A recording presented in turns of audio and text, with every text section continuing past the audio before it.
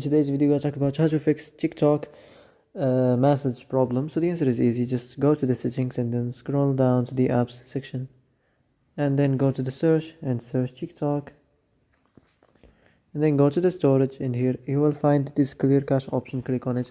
Now you can go check it if it works. If it didn't, you can try to restart your phone or turn the Wi-Fi off and on, or the Bluetooth off and on.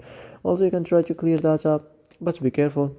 If you clear data, all the TikTok's data will be deleted. This includes all files, the settings, the accounts, the databases, etc. So be careful if you want to clear your data. And also you can try to turn the airplane mode off and on. It might work.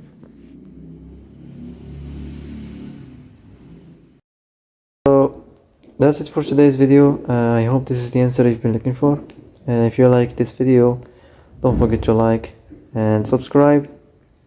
And see you in the next video.